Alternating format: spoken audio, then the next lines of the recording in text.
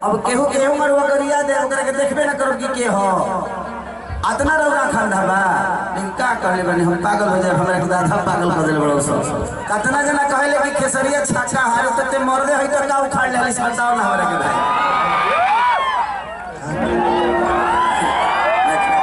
देख देख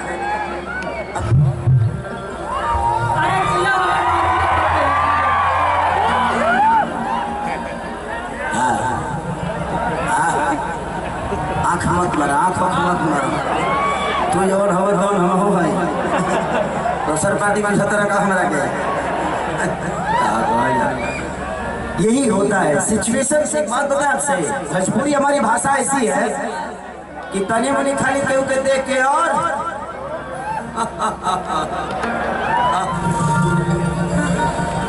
इंटर हमनी के भोजपुरी भाषा ऐसा ना कि एक बार केहू के को अदा का हो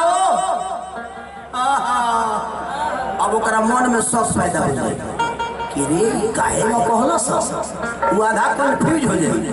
तो हमने के भाषा में ऐसा ना जे एगो शब्द के एगो अर्थ ना होला ओकरा 40 गो अर्थ निकल जाए तो कोनो बात नहीं तो चलते रहे।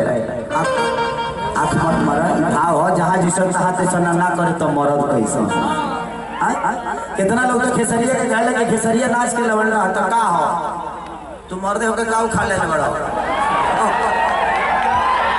क्या जी गलत बोलता नहीं भाई।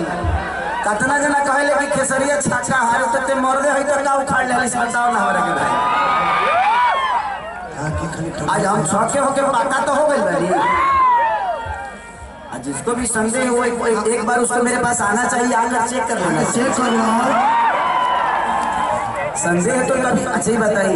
अब केहू केहू मरवा करिया दे ओकरा के देखबे ना करो कि के हो अतना रौरा खंडा बा लेकिन का कहले बने हम पागल हो जाए हमरा के दादा पागल कर देले बड़ो सब। लेकिन कोनो बात ना जिंदगी में अच्छी एक्टिंग उसी को मिलती है जिसके पास सबसे ज्यादा मुसीबत है वो सबसे बड़ा होता है और आने वाले समय में उससे बड़ा कोई नहीं। रीजन ये होता है कि उसको दुनिया सीख देती है। आप मुसीबत से कभी घबराइए मत, वो आपकी ताकत है। जैसे जैसे आप निकलते जाइएगा वैसे ही आपकी उपलब्धियां बढ़ती जाएगी दुनिया में।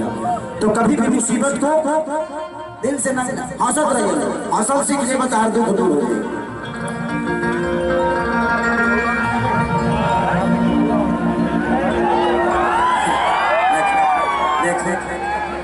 अब लोग कहते हैं खेसरिया से ले करो